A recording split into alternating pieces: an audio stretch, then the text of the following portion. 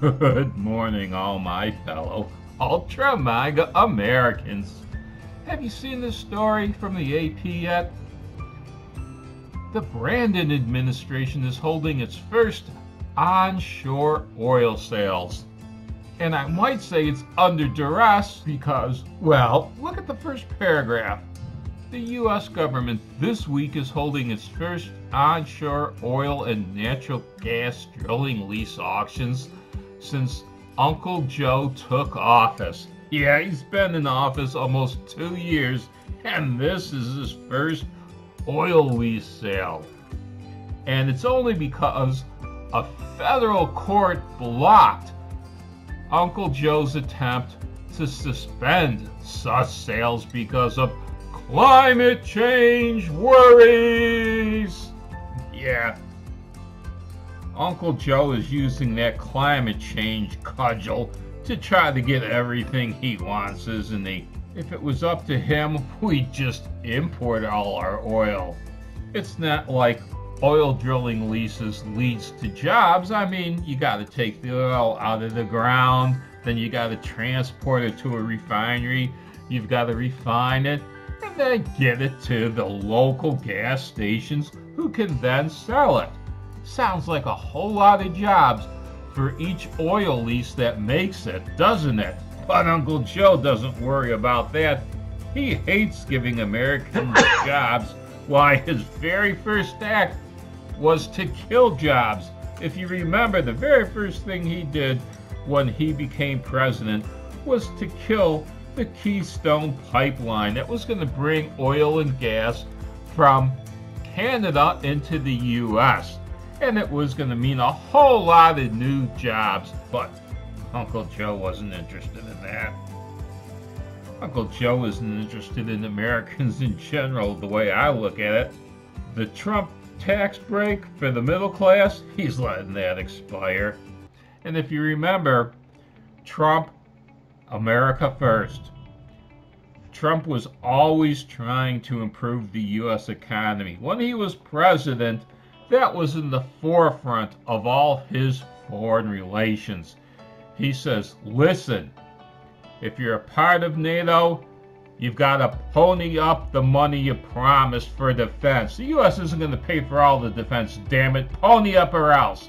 And if you also remember, it went a lot deeper than that. Another way he pissed off a lot of foreign governments was he took away the unfair trade deals that presidents in the past, they just said, you know what? You can bring all your stuff into the United States and we'll let you put these restrictions on stuff from the U.S. coming to you. President Trump said, no, that isn't going to fly anymore. You want to trade with us, it's going to be on an equal basis or not at all. Is it any wonder that since Brandon assumed the position, American jobs have been fleeing, especially from Democratic states into the red states? Is it any wonder that inflation has been going up with his anti-business policies, with his government spending? He would rather spend money giving it away to foreign governments than helping the United States people at home. And by the way, these oil leases that he's forced to give out, he wants to make them more restrictive for offshore. Take a look at this. This is from Reuters. The Biden administration drilling plan may exclude all waters beyond the Gulf of Mexico. The U.S. Interior Department has recommended to the White House that all federal offshore oil and gas drilling auctions over the next 5 years be located in the Gulf of Mexico, where the drilling industry has already been focused for decades, according to 2 sources familiar with the matter. The reason they have been focused on the Gulf of Mexico is because there's a lot of NIMBYism. It's not like there's not oil offshore in California, or Florida, or much of the East Coast.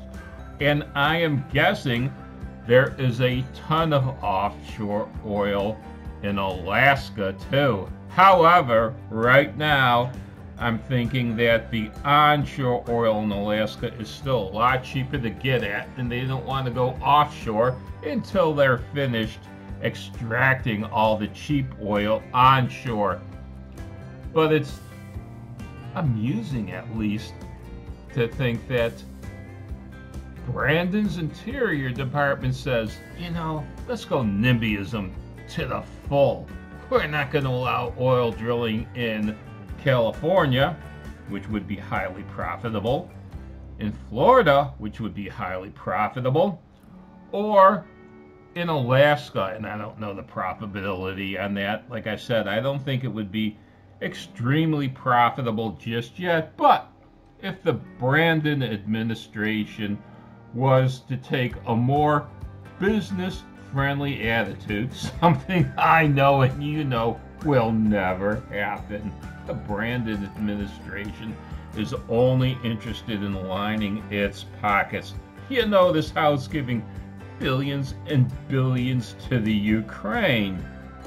Is this payback for all the money that the Ukraine gave him when he was vice president? The world may never know.